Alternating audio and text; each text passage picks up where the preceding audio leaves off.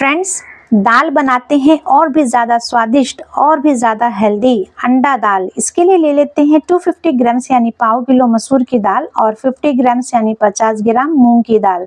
Friends, ये दाल एकदम कमाल की बनती है। इसको एक बाउल में डाल देते हैं और पानी डालकर इसको 10 मिनट के लिए भिगो कर रख देते हैं। 6 अंडे ले लेते हैं और इसको बॉईल कर लेते हैं। आप अपने हिसाब से अंडे कम या ज़्यादा कर सकते हैं। तो मैं यहाँ पर 6 अंडे ले रही हूँ, इसको बॉईल कर लेते हैं।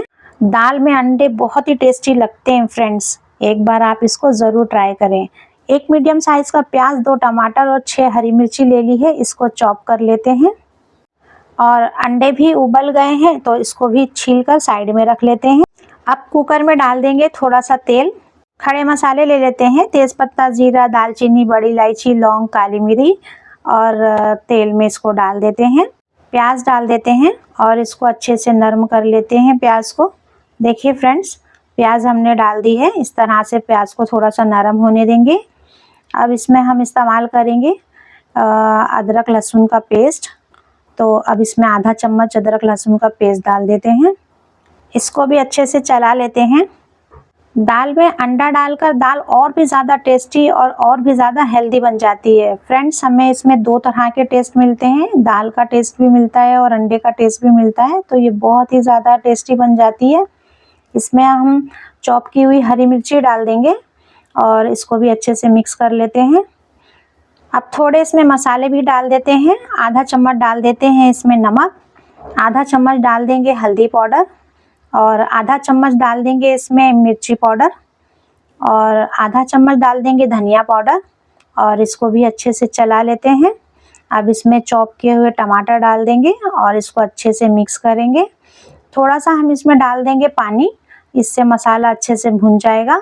और देखिए फ्रेंड्स, इस तरह से हम थोड़े से पानी का इस्तेमाल करेंगे और तेल ऊपर आ गया, मसाला भुन गया तो हम इसमें दाल डाल देते हैं। दाल अच्छी तरीके से भीग गई है। देखिए फ्रेंड्स, मैंने दाल में 700 ml यानी 700 ml पानी का इस्तेमाल किया है। आप चाहें तो कम या ज़्यादा कर सकते हैं, गाढ़ी या पतली दाल के हिसाब से।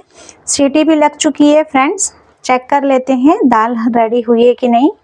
और देखिए, दाल हमारी रेडी हो गई है। बस इसी तरीके की दाल चाहिए, ना ज़्यादा गाढ़ी है ना ज़्यादा पतली है, एकदम परफेक्ट लग रही है फ्रेंड्स। अब इसमें अंडे डाल देते हैं और चला लेते हैं। देखिए फ्रेंड्स, अंडा और दाल। अब इसको लगा देंगे एक तड़का और दाल हमारी और भी टेस्टी बन जाएगी। तड़के के लिए ले लेते हैं थोड़ा सा तेल और इसमें डाल देंगे स्लाइस में चॉप किया हुआ थोड़ा सा प्याज और 1 सूखी मिर्ची तोड़कर डाल देंगे। आधा चम्मच डाल देंगे इसमें ज़ीरा और पाव चम्मच डाल देंगे इसमें हींग। तड़का लगाने से दाल और भी ज़्यादा टेस्टी बन जाती है। तो हम प्याज को थोड़ा सा ब्राउन करेंगे, ज़्यादा ब्राउन नहीं करेंगे और तड़का लगा देंगे। देखिए फ्रेंड्स, दाल को तड़का लगा दिया है और कितनी बेहतरीन खुशबू दाल में से आ रही है। अब इसको फ्रेश हरे धनिए से गार्निशिंग कर देंगे। फ्रेंड्स, अंडा दाल बनकर रेडी हो गई है। फ्रेंड्स, चावल के साथ में या रोटी के साथ में, पाव के साथ में या पूरी के साथ में, ये दाल किसी भी प्रकार से आप इस्तेमाल करें, ये बहुत ही टेस्टी बनती है और बहुत ही टेस्टी लगती है। दाल के साथ में हमें 2 टेस्ट मिल रहे हैं, दाल का भी और अंडे का भी। और ये बहुत ही आसानी से बनकर तैयार हो जाती है। इस तरह से आप एक बार ये दाल को ज़रूर ट्राई करें, ये बहुत ही टेस्टी बनकर तैयार होती है। फ्रेंड्स, आपको मेरी रेसिपी अच्छी लगी हो तो लाइक करें, शेयर करें और सब्सक्राइब ज़रूर करें।